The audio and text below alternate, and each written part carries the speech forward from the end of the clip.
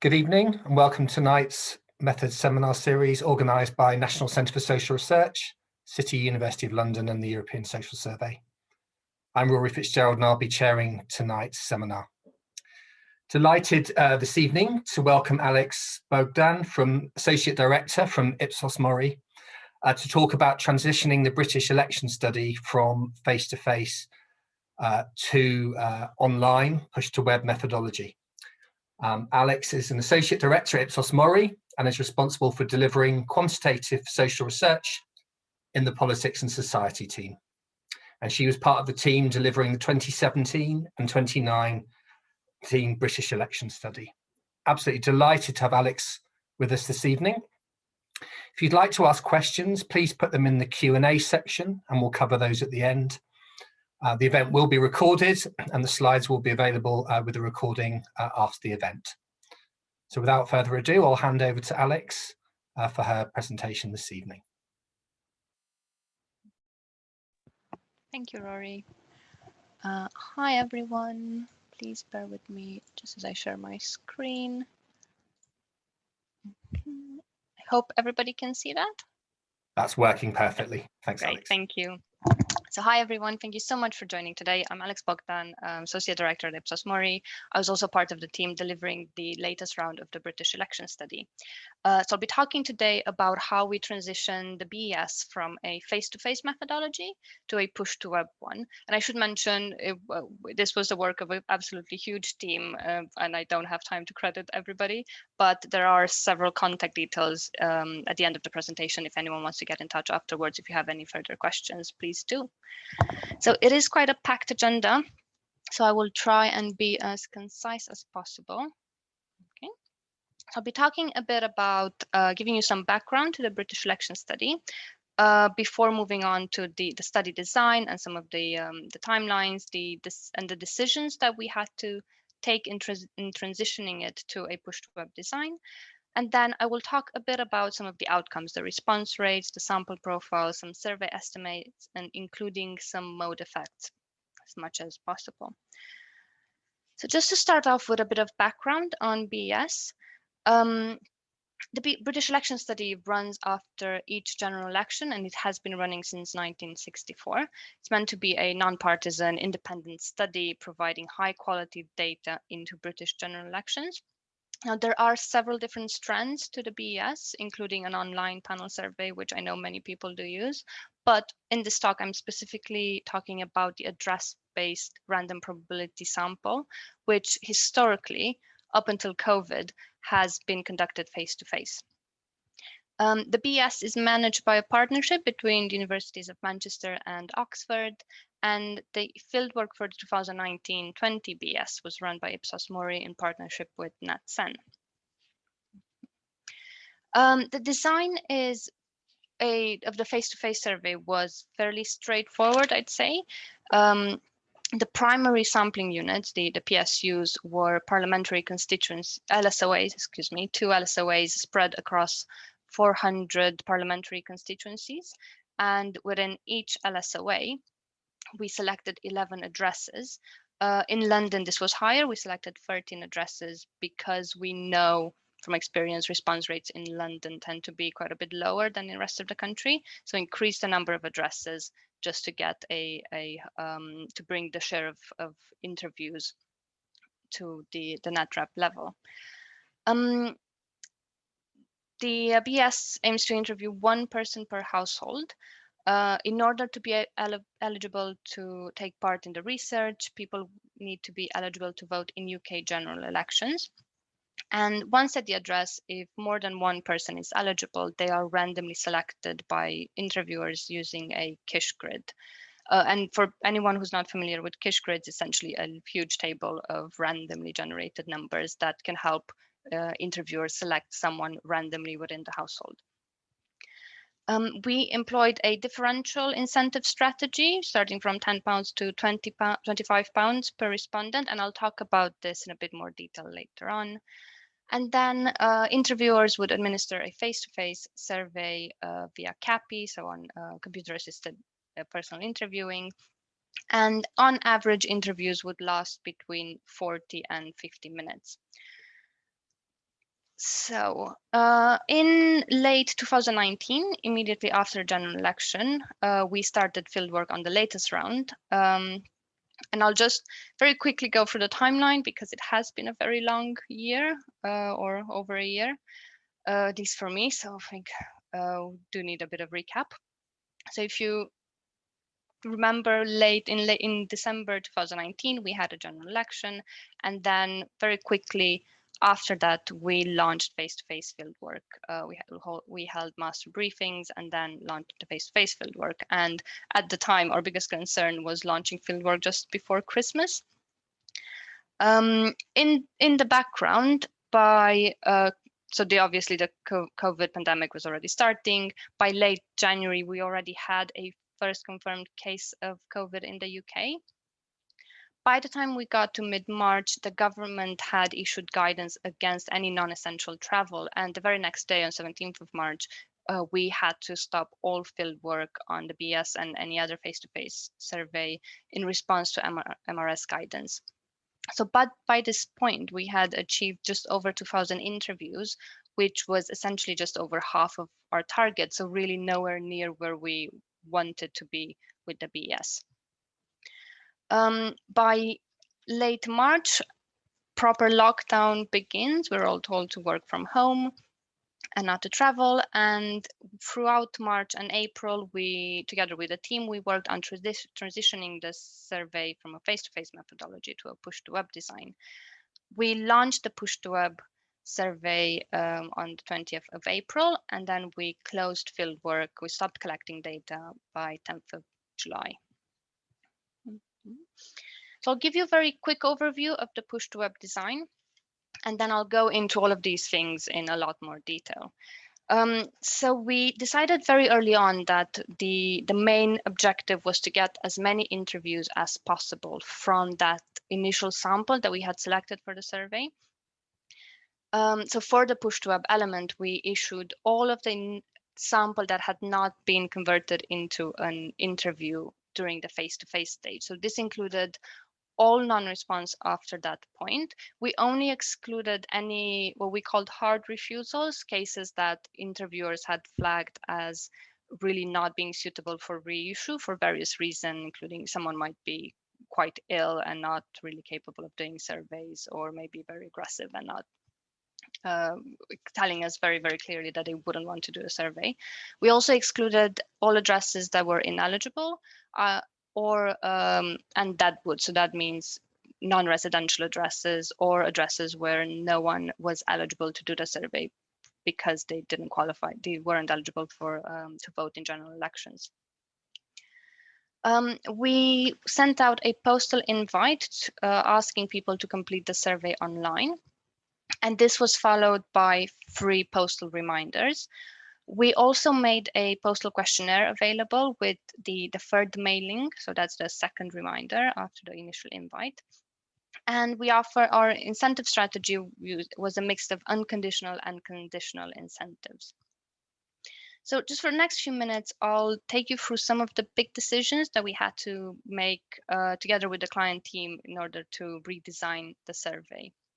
And I'll start with the questionnaire. I should say actually before that, unfortunately, because of how fast everything was happening, we didn't really have any opportunities for proper experiments. So any findings are very much should be interpreted with caution and very heavily caveated that we didn't have the opportunity to properly design split sample experiments or anything like that. So starting off with the questionnaire, one of the main tasks was adapting the questionnaire for self-completion. So previously it'd been administered by an interviewer, read out from a CAPI machine and using physical show cards with response options. So we had to adapt that for self-completion, both for online and for paper version. So among the big decisions that we had to make was what to do with don't know and prefer not to say options. In the face-to-face survey, most questions did have a don't know answer or a prefer not to say answer. But these weren't prompted. Respondents wouldn't necessarily see them. interviewers could select them, but respondents weren't shown these options on show cards or on the laptop screen. So we had to decide what to do because obviously it wouldn't impact on trends and data comparability. We decided to leave don't know options and prefer not to say options in both the online and the paper surveys and display them. So we didn't hide them or anything like that. We decided that the respondent experience was really very important because we knew and I'll come back, I'll get to survey length in a minute, but we knew the survey was quite lengthy. Some of the questions maybe were a bit challenging, so we didn't want to add any further barriers for respondents to complete the survey, which is why they decided to include don't know answers. We also had to consider the impact of fieldwork timings on survey estimates. So the British election study, a lot of the questions are meant to help us understand why people voted the way they did at the general election. And some questions we knew because we were in the middle of a pandemic, they would be affected to such a degree that they wouldn't really be helpful in explaining that vote choice.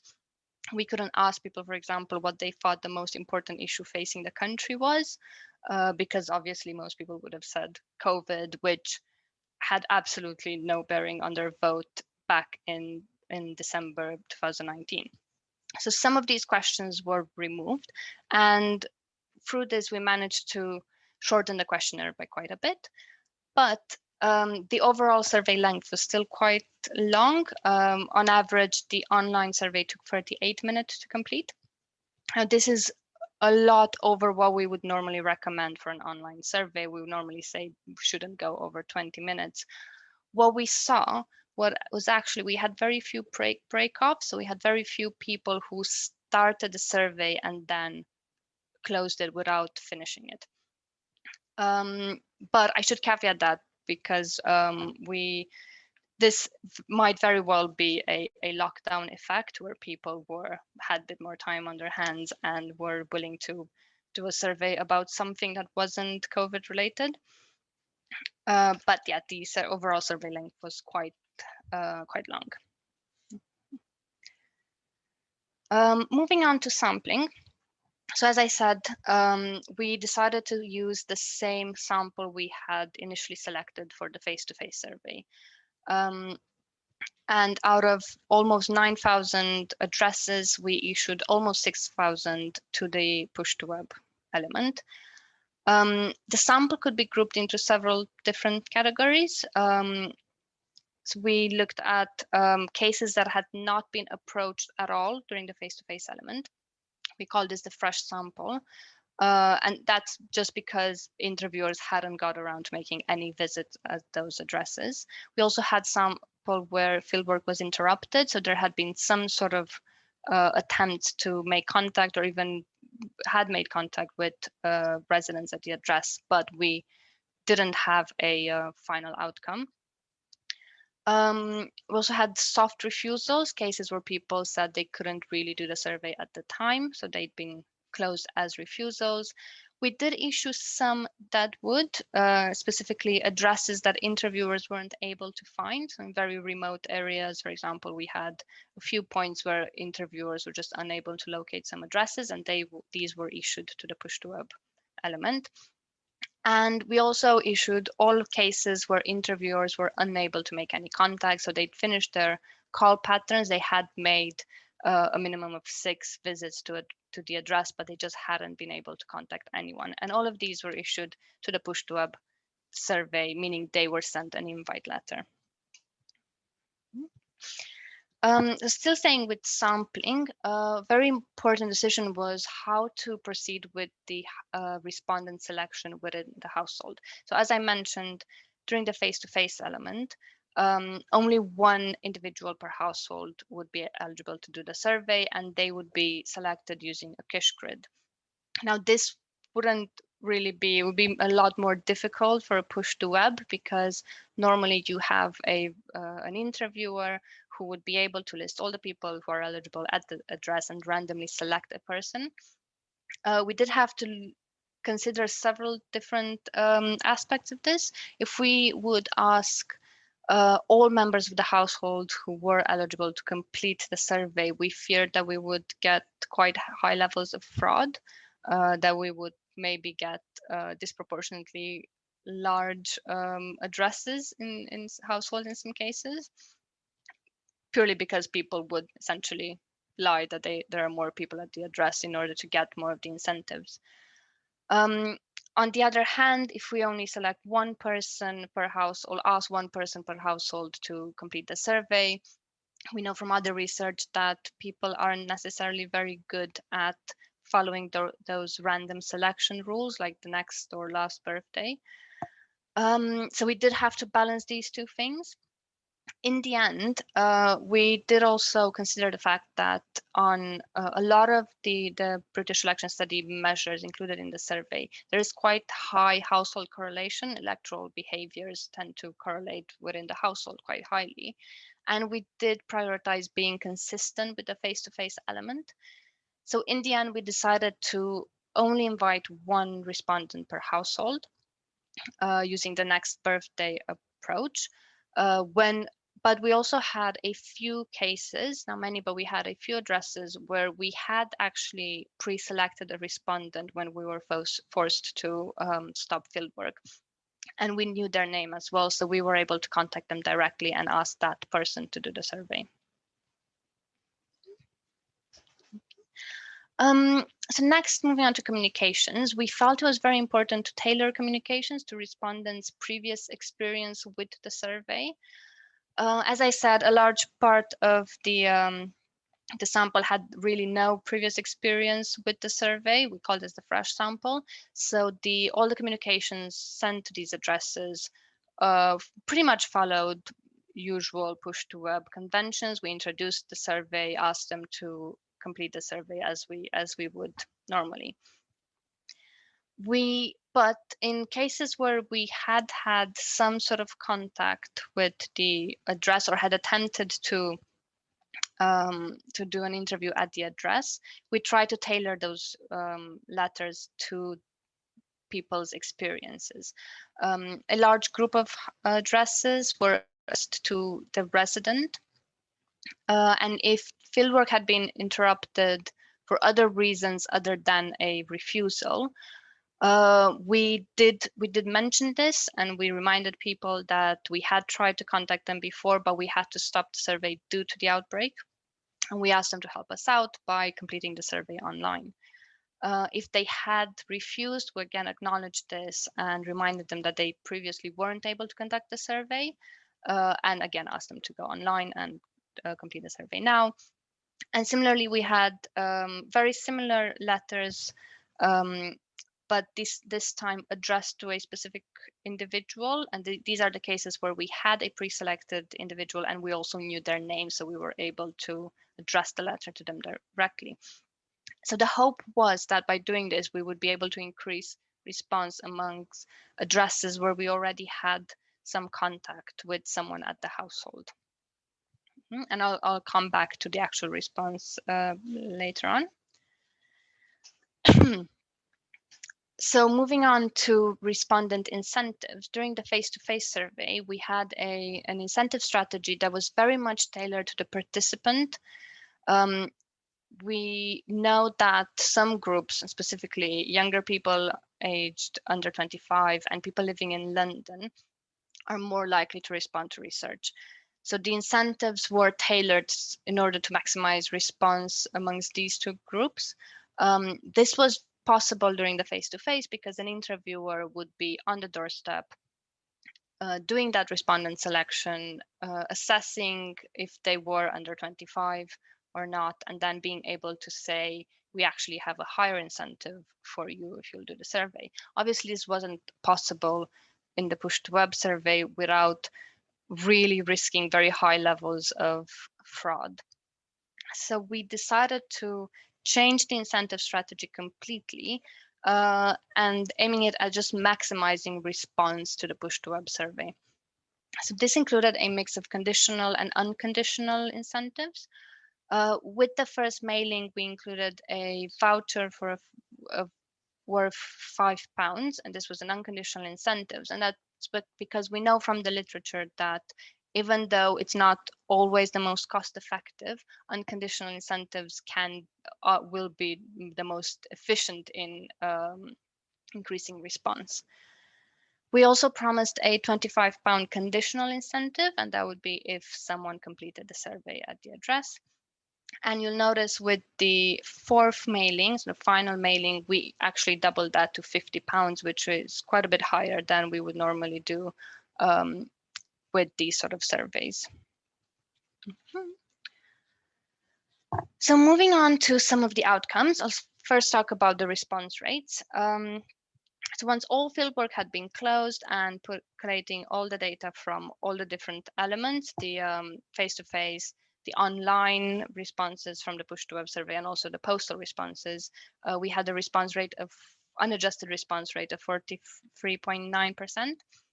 This compares favorably to 2017, where the survey followed a genuinely snap election. It was very much an unexpected election back in 2017, and the several fieldwork agencies worked on a survey, and we just weren't able to dedicate as many resources as we normally would. You see, the response rate this last year was not as high as in 2015, and that's when we had a scheduled election, and we really had that opportunity to put a lot of preparation work into the survey beforehand.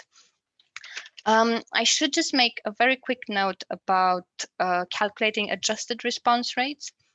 And this is quite difficult for this mixed mode approach because adjusted response rates take into account different levels of ineligibility, either at the people in the household not being eligible to do the survey or non-residential addresses.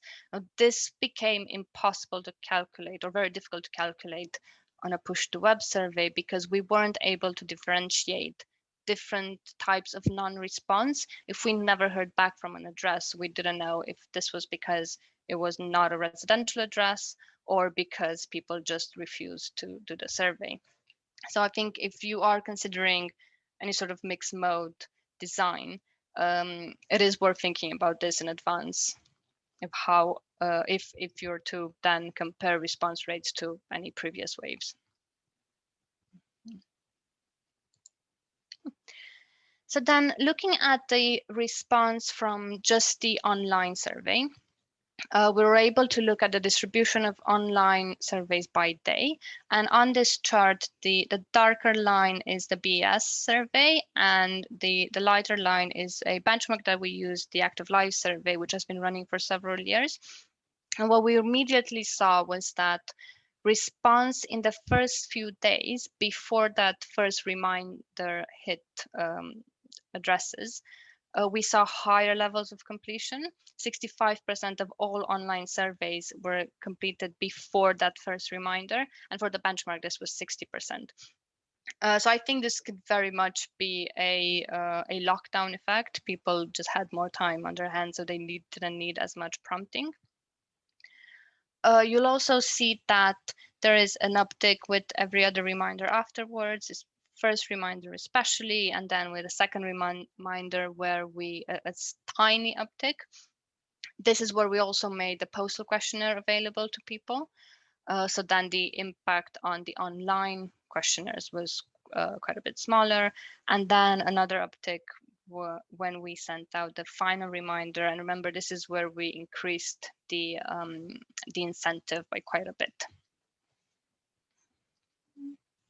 Now, I mentioned earlier that we tailored communications to people's previous experience with the survey, and this was to try and increase that response amongst those specific groups. So first, on this slide on the table, first things to notice are these bottom two lines, where we were able to address letters to a named individual. So even though the sample is quite small, just just over 200 in total, you'll see that the response is actually quite a bit higher than the average online response. I think this makes perfect sense because people are just, if they see their name on a letter, they're just more likely to open it. So getting through that first barrier to response is much easier. But unfortunately, we didn't have enough of these cases to actually impact on the overall response. Interestingly, amongst all the other types of sample and communications where the letter was addressed to the household or to the household residents, we didn't really see any major differences. So you'll see the French sample actually had the highest response among these types of addresses at 33%. Interestingly, the addresses that had some sort of contact with the survey before had just slightly smaller response. And this may be because, well, it could be just a coincidence because the difference is quite small. It could also be because amongst these groups, we had already interviewed the people who were more willing to be interviewed during the face-to-face. And now we were just left with the more difficult targets. So just very quickly on the sample profile, I won't go into huge amounts of detail because there are some tables in the appendix, and also I should say the data set is published online and free to use if anyone wants to have a look. But the differences that we saw in sample profiles are very much intuitive and what we were expecting. So people who completed the survey online tended to be younger. We had more people who had degrees, owners but on a mortgage, people who said they do not have a religion, and people who were working full time. And then in the postal sample, we saw the reverse. People tended to be older. We had more people who were retired, whose education level was below degree level, who were outright homeowners, so not on a mortgage. We also saw more people who identified as Christian and as white British. And interestingly, we also saw a skew towards women in that postal sample. But as I said, overall, the differences were quite intuitive. And more importantly, once the samples were combined, the overall profile looked okay, in line with statistics, at least for the variables that we looked at. So there are a few key survey estimates on the British election study. One of them is reported turnout. And we wanted to see how these estimates compare across the different modes. So I should mention before that for this next stage, for this analysis, we applied selection weights to correct for the fact that respondents had different chances of being selected for the survey. For example, if they lived in larger households, they would have a lower chance of being selected for the survey. So all the weights applied to the section correct for that differential chance of being selected. But at this stage, no demographic weights have been applied because we just wanted to see how the samples compare. So turnout, the turnout measures we're looking at here is self-reported. We know people have a tendency to over-report having voted. And I know the British Elections team, British Election Study team is conducting their own analysis, trying to check if respondents who said they voted actually did, but this analysis isn't yet available. So for now, we're just looking at self-reported turnout. So as you'll see across the 3 different modes, self-reported turnout was very similar. And initially this might sound encouraging, but do need to remember that we have a lot more younger people in that online sample. So we would expect turnout, because we know turnout amongst younger people tends to be lower. We would expect self-reported turnout to be lower as well. There is a small difference, but not very big. It might be because this group has a higher tendency of falsely reporting as having voted. It might be that we were getting more of the politically engaged even in that online sample. I think we'll only know that once we can see validated turnout, which we will get from checking people's answers versus the marked electoral rolls. And then moving on to past vote. So first thing to notice, again, before applying any demographic weighting, the overall vote shares for the BS as a whole are very close to the actual Great Britain vote shares. And then when we look at just the face-to-face data within that, again, this is very, very similar to the overall results.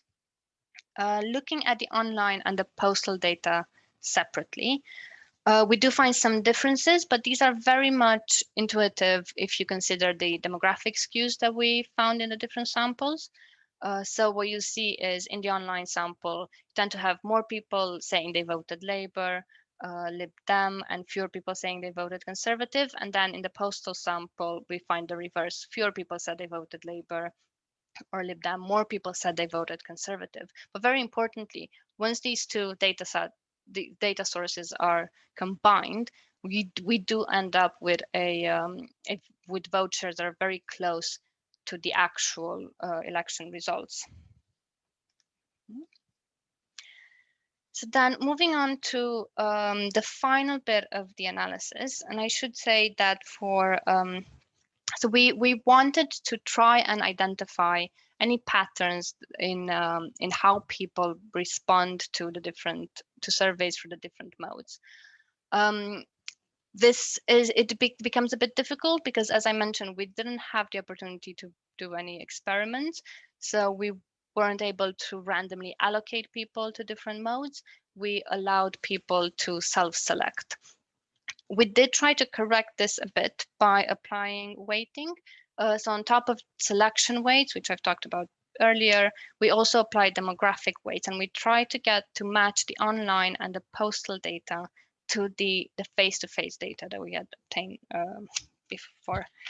And this was really to try and get those differences that are maybe caused by the actual mode, the survey mode, and not by any differences in profiles in the two samples. Because as I mentioned earlier, we did see that the online and the postal samples were quite different and quite a lot of key demographics that we would expect to be correlated with a lot of these measures.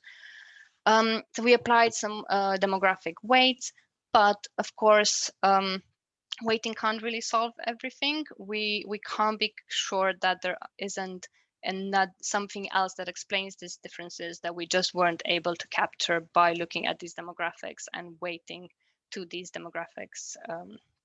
So do keep that in mind, and any interpretation does need to be a bit cautious, I think. But we're keeping all of that in mind. We looked at the levels of non-response, and what we found was pretty much what we'd expected and what we know a lot of people fear when transitioning surveys from a interviewer-assisted mode to a self-completion mode. So across both the self-completion modes, online and postal, we saw higher level of question non-response. So this tends to come mostly from higher levels of don't know answers being selected. In the postal data, on top of don't knows, we also had some people skipping questions because obviously on paper you can't really enforce an answer. Online, we didn't allow people to skip questions. We forced them to select an answer, and they could select don't know if they wanted to. On the on the paper questionnaire, obviously there's no one to do that, so we had some people skipping questions.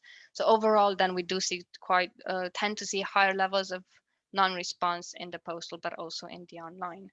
And this pattern is not showing the details here, but it's not present for every question, but it does tend to be consistent for most questions. And we also, the other thing we notice is that these differences tend to be larger for more difficult questions. So when we ask people to self-place on a left-right 10-point scale, for example, or questions that deal with ideology, we tended to see high levels of don't knows to start with in the face-to-face data, but then even higher levels of don't know or non-response in the online and the postal data.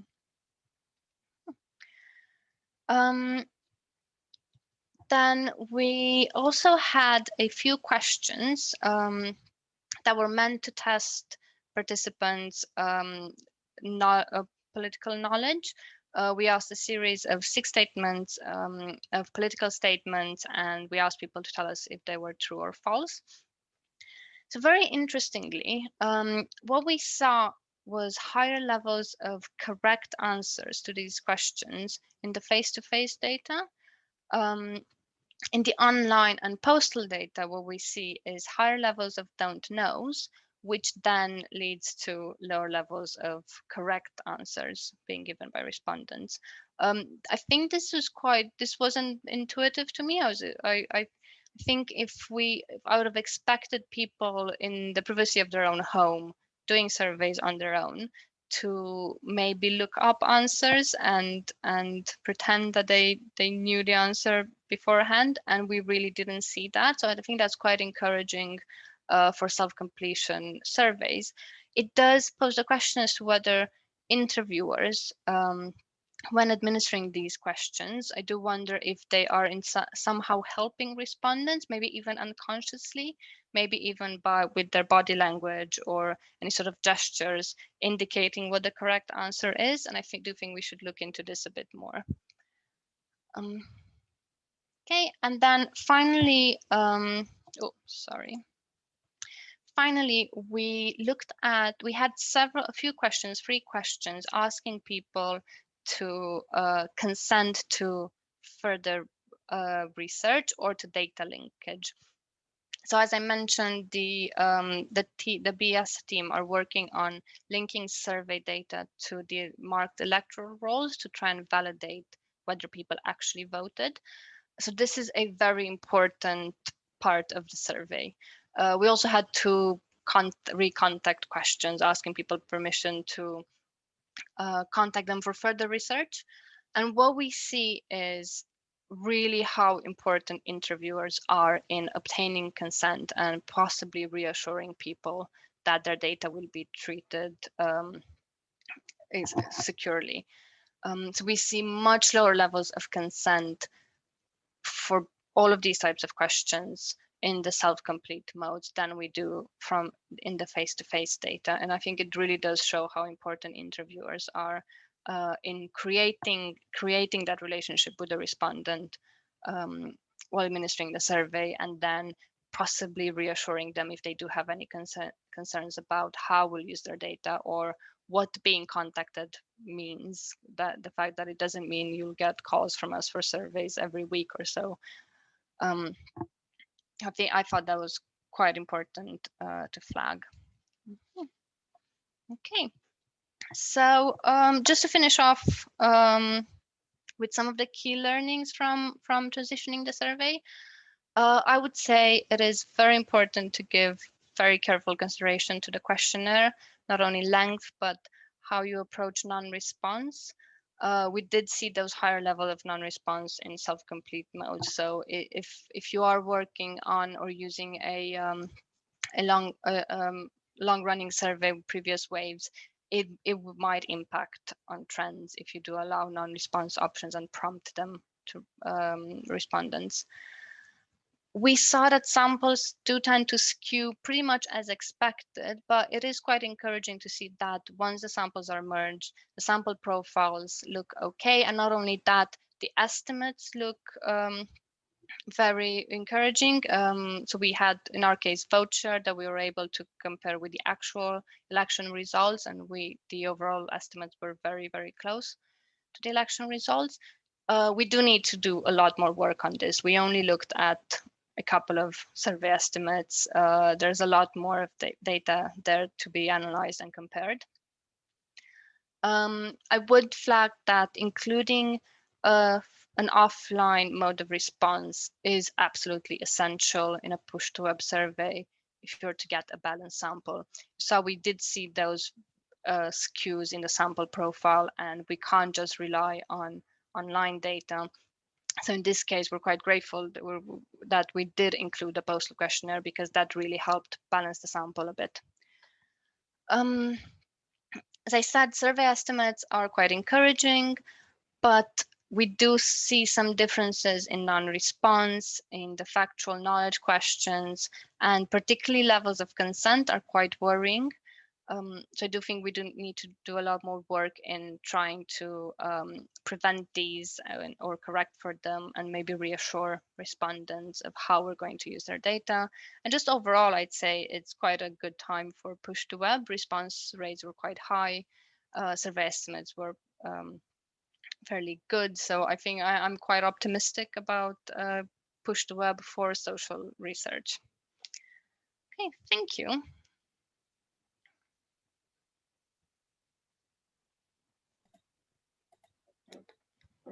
Thank you, Alex, for fascinating presentation.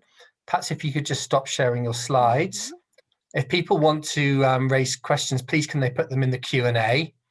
I think there's one already in there. Yes, from Jonathan Burton. Quite a long question.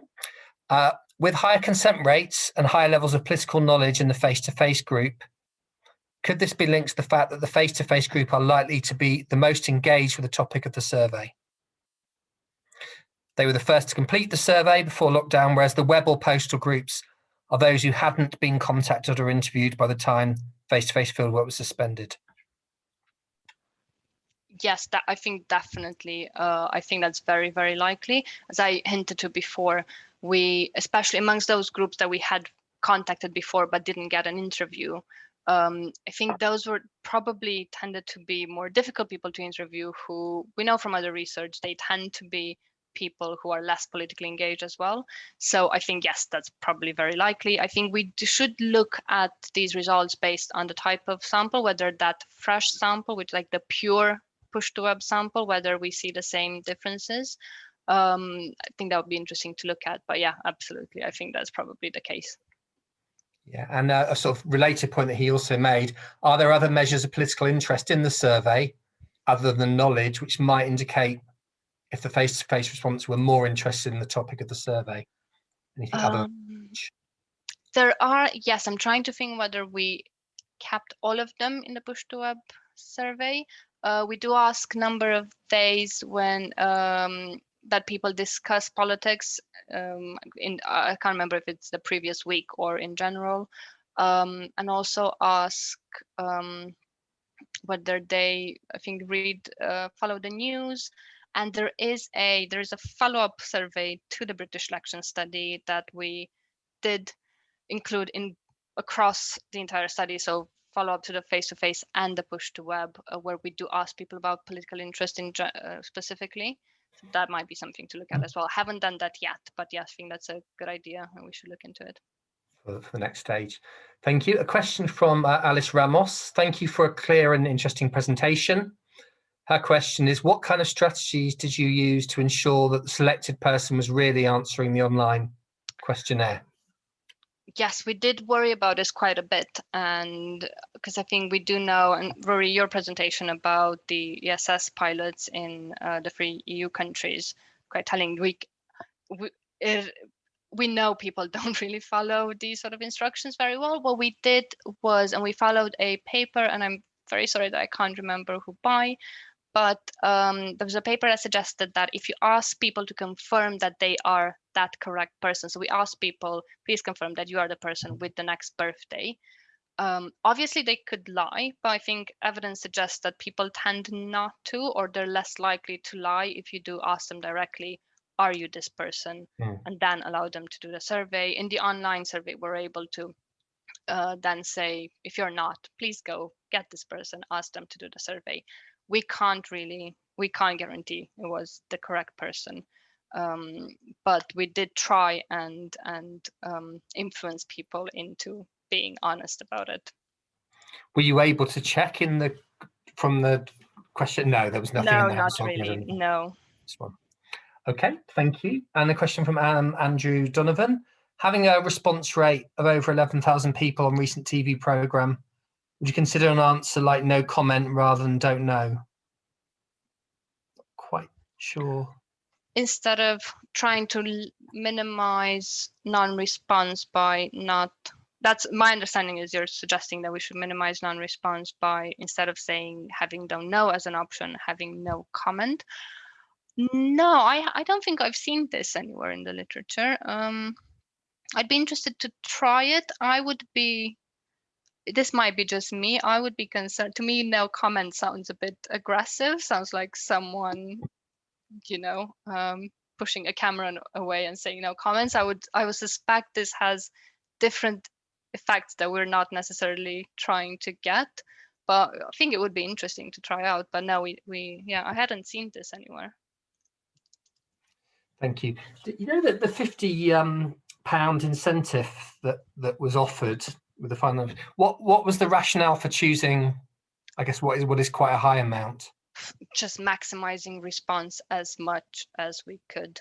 It was because our clients already had the budget allocated to it, and people who've done different methodologies before will know Pushtoweb is quite a bit cheaper than face-to-face. So we're just trying to maximize that, what we're getting from that sample, as much as possible. So we just thought about different ways of allocating those resources to different tools, and we thought that was quite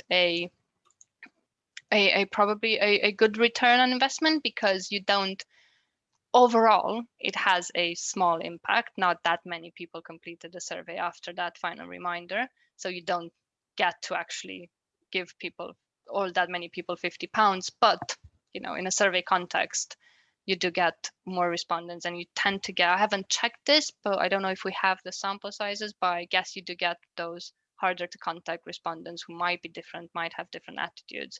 So it does pay off. Thank you. Question from Pam Campanelli. Was don't know on all the questions? What about only putting in don't know for the questions that appear to need it? So I guess, was don't know actually on the screen when people were answering? It was. Yes, it was. So in the face-to-face, they weren't, people wouldn't see don't know as an option. Online, they did. It was on, I think, every question, definitely across the questions that I analyzed for the presentation, but yes, it was actually shown on screen, and we didn't try to hide it in any way. Since doing this, what we're trying now is to still show it on screen, but somehow separate from the substantive answers. And we're seeing quite positive results with that. So I think I do wish we'd tried that. Hadn't thought about it back then, but we literally have it in a light gray. So it's, whereas the other response options are in black. It's sort of, you can, as a respondent, you can see it, but I think it does suggest that we would very much prefer them not to select that option if they could. So I think it does encourage people to think a bit harder before selecting don't know. Interesting. Question from Carly Lessoff. She says, thanks for an interesting presentation, and well done for changing the methodology so quickly. Has there been a discussion about what to do at the next general election, given your learning here? Will you revert to face-to-face or split the sample to learn more about mode effects? Well, that's not a question for me. It's a question for the British Election Study team. I think there are good reasons to consider Pushtoweb. Definitely, response rates were very high. I don't know if that is. I think we've seen that across a few modes. The lockdown effect, we call it. I don't know if that's going to stay, but the sample profile overall is pretty good. And beyond this, we've had pretty good success at Ipsos MORI with Pushtoweb surveys. It is definitely worth considering. There are a few things that are just specific to this survey that make me think maybe ideally if we can get back into respondents' homes, maybe we should go back to face-to-face. It is a lot more expensive, but that the getting respondents consent to link their data to the electoral register is just such an important part, because the British Election Study is I think it's the only source that we have for actual individual level turnout. You can't really, I don't want to get into too many details if people are interested, but you can't really use the official figures because they are based on the number of people on the who are registered to vote. Obviously, we include people who aren't registered to vote, but also the electoral registers can double count people as well. So you have this undercounting and overcounting of people. So it's not a very reliable figure. And the BS is, I think, the only source where you get to that individual level validated turnout. So that's one of the things that make me think I really wish we'll be able to go back to in people's homes and do this face-to-face next time. Interesting. Were there any other key parts of the questionnaire where the sort of not having an interviewer there might mean the data quality was different, like occupational information, or what's? Yeah, I think that would be an obvious one. We haven't looked at that at the. So just for context, we know that in self-completion surveys we tend to get to get more cases where we don't have enough information to code occupation properly. We use the same standard module, so we asked the exact same questions, collected the same data. I haven't yet looked at whether we were more, and we did code that, but I haven't looked at whether we were more successful in coding occupation in the face-to-face and the self-complete data. Also, there is a problem with comparability. I was actually coincidentally reading a paper on this just the other week, where I think it was the ONS who did a parallel study with having interviewers and respondents fill in the exact same questions and then code, I believe it was 6 SOC during the interview, and the levels of agreement were just shockingly low. So there is a concern there about how we can compare occupation coding across modes, I think. Other questions, I'd actually be more, I think there might be some. We haven't looked at other questions in great detail. I'm sure the team will be looking at poring over the data, but I think for other questions, I'd be quite more optimistic about self-completion modes. A lot of it is very party political, the questionnaire. So I think not having an interviewer will actually lead to more high quality data, more accurate data, just because of that lack of social desirability. Thanks. And just one last question. You mentioned about the length seeming quite long. Did you get many dropouts, and what makes you think that 38 minutes is long? I guess no, we didn't see a lot of break-offs. I'm just looking at the slides now, 109 out of almost 1,500 who started the survey. So really very low levels. We did get a lot of complaints about it and a lot of comments we did have a comments box at the end. Just in general, I think every online survey should, so people can tell you that whatever, something's not working, you've made an error. And yes, a lot of those comments were about the survey being very long and repetitive. One thing that we haven't done, and I'm not sure how we'd go about this, is look at the data quality, whether maybe do we get more non-response later in the survey. I think that's a problem. It means people being in front of their screen for 40 minutes or more, and they get fatigued, and I do worry that they will then fall in all of those bad behaviors that we try to discourage, like satisficing or not properly on like straight lining, all of that. Not that we actually allowed grids, but all of those bad behaviors. And I think we know from just other research that this tends to happen on online surveys, but we don't have any evidence from this survey specifically.